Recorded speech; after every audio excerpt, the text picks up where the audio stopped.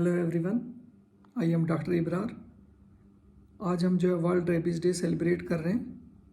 हर साल हम 28 सितंबर को जो है वर्ल्ड रेबीज़ डे सेलिब्रेट करते हैं और इस साल जो है हम 17th world rabies day celebrate कर रहे हैं। और इस साल का जो थीम है वो है all for one, one health for all. तो इसी रेबीज़ के बारे में मैं कुछ चीज़ें आपको जो है क्लियर करना चाहूँगा। जैसे कि सबसे पहले मैं बताना चाहूँगा कि इसका मोड ऑफ ट्रांसमिशन क्या है। मोस्ट फ्रीक्वेंटली जो है मोड ऑफ ट्रांसमिशन इसका जो है डॉग की वजह से, डॉग बाइट की वजह से, ओकेजनली जो है कॉव की वजह से हो सकता है, बफेलो बाइट की वजह से हो गया, कैट की वजह से हो गया, मंकी की वजह से हो गया, बैट की वजह से हो गया और जो है स्कैरल की वजह से। अभी तक इंडिया में जो है बैट बाइट का कोई केस नहीं रिपोर्ट हुआ है और एक केस जो रिपोर्ट हुआ है वो हुआ स्कैरल बाइट का।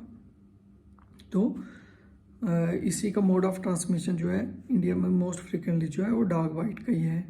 उसके बाद हम इनको कैसे डिफरेंट कैटेगरी वाइज डिवाइड कर सकते हैं। तो जैसे आप किसी एनिमल के टच में आए हैं, ठीक है, तो अब हम उनको डिवाइड करना है कैसे, ये किस कैटेगरी में फॉल कर रहे हैं। तो सबसे पहले जो कैटेगरी फर्स्ट है उसको, जैसे आप टचिंग और फीडिंग ऑफ एन एनिमल हो गया, या leak of an intact skin, या उस एनिमल का आपका सलाइवा टच हो गया आपके हैंड को, तो ये कैटेगरी फर्स्ट में आता है। कैटेगरी सेकंड में आता है nibbling of the uncovered skin, या फिर माइनर स्क्रैचेस और अब्रेजन बट विदाउट ब्लीडिंग, तो वो कैटेगरी सेकंड में आता है। और कैटेगरी थर्ड में क्या आता है, सिंगल और मल्टीपल स्क्रैचेस विद ब्लीडिंग, तो ये कैटेगरी थर्ड में आता है। तो कैटेगरी फर्स्ट को क्या करना है, हमें सबसे पहले सिंपल वॉन्ड मैनेजमेंट करनी है, उसके अलावा और कुछ नहीं करना है। वॉन्ड मैनेजमेंट क्या करना है, सिंपली जो है सोप एंड वाटर के साथ उसको अच्छे से वॉश करना है, एटलीस्ट 15 to 20 मिनट्स के लिए रनिंग वाटर के नीचे उसको रख के अच्छे से सोप के साथ वॉश करना है। उसके बाद कैटेगरी सेकंड, जिसमें आपको मल्टीपल स्क्रैचेस होंगे, nibbling of the uncovered skin, but जो है ब्लीडिंग नहीं होगी, उस केस में आपको क्या करना है, सिंपल वॉन्ड मैनेजमेंट करना है, जैसे वॉश करना है प्रॉपरली सोप और वाटर के साथ। उसके बाद जो है आपको वैक्सीनेशन लेनी है। उसके बाद कैटेगरी थर्ड, जिसमें आपको सिंगल है या मल्टीपल स्क्रैचेस हैं, उसके बाद आपको ब्लीडिंग भी आ रही है उस जगह से जहाँ बाइट हुआ है, तो वो हो गया category third.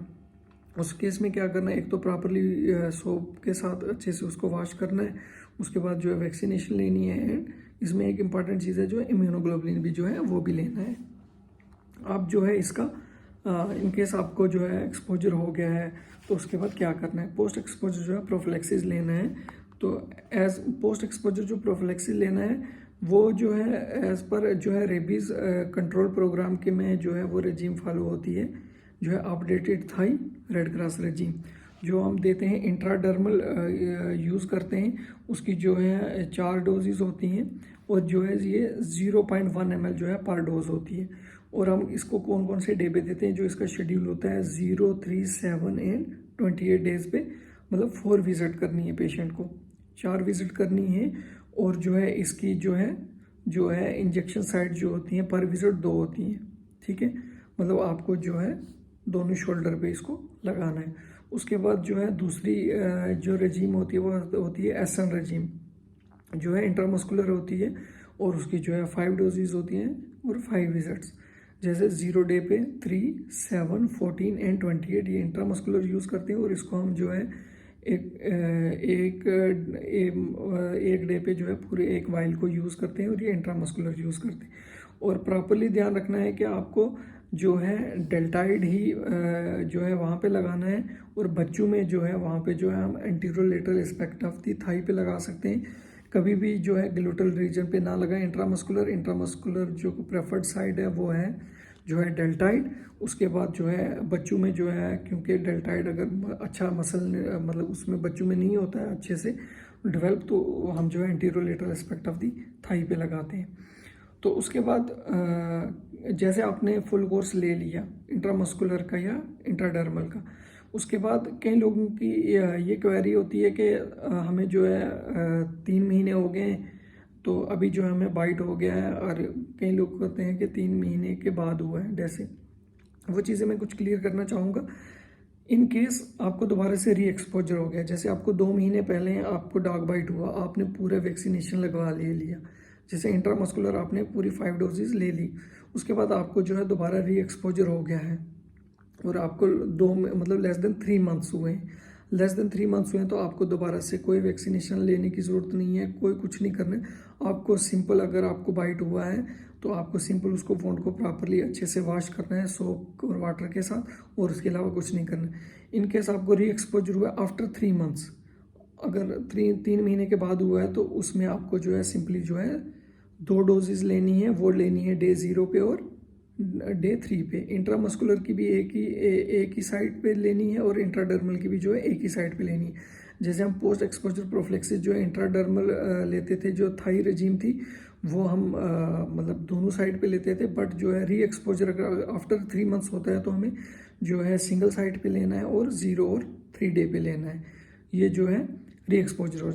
In case of pre exposure prophylaxis, मतलब कई लोग जो होते हैं जैसे वेटरनेरियंस होते हैं या जो वाइल्ड लाइफ वर्कर्स होते हैं या जो इन पेशेंट्स की वार्ड में रह रहे होते हैं, तो उन लोग वो जो प्री एक्सपोजर प्रोफिलैक्सिस लेते हैं, अगर उनको दोबारा से अगर डॉग बाइट हो जाता है या कोई भी रैबिड एनिमल बाइट कर लेता है, तो उसको इंट्रामस्कुलर और इंट्राडर्मल डोज का जो इंट्राडर्मल की जो डोज है 0.1 ml होता है, और जो इंट्रामस्कुलर है वो डिपेंड करता है आपके मैन्युफैक्चरर पे, आपके पास कौन से वाइल अवेलेबल हैं, तो आपको वो पूरी वाइल जो है इंट्रामस्कुलर यूज़ करनी है। और उसकी जो डोजेज हैं 3 हैं, मतलब प्री एक्सपोजर प्रोफिलैक्सिस जो लोग लेते हैं उसकी हैं 0, 7 एंड 21 और 28 डेज। सिर्फ 3 आपको डोजेज लेनी है, 0, 7, 21 और 28 डेज। इंट्रामस्कुलर के लिए भी सेम है एंड इंट्रा जो है डर्मल के लिए भी सेम है। और एडल्ट के लिए जो है साइट ऑफ इंजेक्शन है वो डेल्टाइड है, और इन्फेंट्स एंड स्मॉल चिल्ड्रन के लिए जो है वो साइट है एंटीरोलेटरल एस्पेक्ट ऑफ दी थाई। और रेबीज इम्यूनोग्लोबुलिन अगर किसी ने ले लिया है उसको दोबारा लेने की बिल्कुल भी ज़रूरत नहीं है, और जो है वो एक ही बार लेना है। जो है रेबीज इम्यूनोग्लोबुलिन वो एज पर वेट के हिसाब से जो है दिया जाता है। और कुछ चीज़ें जैसे मैं बताना चाहूँगा कि जैसे आप इम्यूनोग्लोबुलिन ले रहे हैं तो वो डिपेंड करता है कि आपके पास कौन सा इम्यूनोग्लोबुलिन। जैसे हम ह्यूमन वाला यूज़ करते हैं तो ह्यूमन जो है हम जो है 20 इंटरनेशनल यूनिट यूज़ करते हैं, तो जो इक्वाइन वाला है वो हम करते हैं 40 इंटरनेशनल यूनिट पर kg, तो उसके हिसाब से हम यूज़ करते हैं। जो इक्वाइन वाला 40 इंटरनेशनल यूनिट पर kg लेते हैं उसका मैक्सिमम जो हम डोज जा सकते हैं 3000, और जो ह्यूमन जो है उसकी हम जो हम लेते हैं 20 इंटरनेशनल यूनिट पर kg, उसका मैक्सिमम हम जा सकते हैं 1500। तो ये चीज़ें हैं जो मैं आपसे क्लियर करना चाहता था कि जैसे रेबीज़ है किस किस वजह से होता है, आपको कैसे प्रिवेंशन लेना है, बिकॉज इसमें जो सबसे इम्पॉर्टेंट है prevention is better than cure. तो यही चीज़ है, और इसका 100% मोर्टेलिटी रेट है। आपको कभी भी लग रहा है कि आपको किसी डॉग ने बाइट कर लिया है और वो बिल्कुल ठीक है, आप देख रहे हो 10 दिन तक मैं इसको वॉच करता हूँ, ठीक है, ऐसा बिल्कुल डिले नहीं करिएगा ट्रीटमेंट में। आप प्रॉपरली जो है इसका ट्रीटमेंट लें, जो पोस्ट एक्सपोजर प्रोफिलैक्सिस है वो लें, इसमें बिल्कुल डिले नहीं करना है। अगर आपको लग रहा है 10 दिन के बाद जो है ये एनिमल बिल्कुल ठीक है, इसको कुछ नहीं हुआ है, तो आप डिसकंटिन्यू, बट ऐसा कुछ नहीं है। आप रिकमेंडेड यही है कि आप उसका फुल कोर्स ले लें, उससे कोई कुछ नहीं है। और जब भी आपको कैटेगरी 2nd या 3rd बाइट हो रहा है तो आपको टीटी भी लेना है। और मोस्ट इंपॉर्टेंट एक और चीज़ मैं क्लियर करना चाहूँगा, जैसे मैंने बताया है कि कैटेगरी 3rd जो है पेशेंट है, जैसे ब्लीडिंग आ रही है, उसको स्क्रैच हुआ है, मल्टीपल बाइट हुए हैं तो उससे ब्लीडिंग आ रही है, उसमें हम इम्यूनोग्लोबुलिन देते हैं।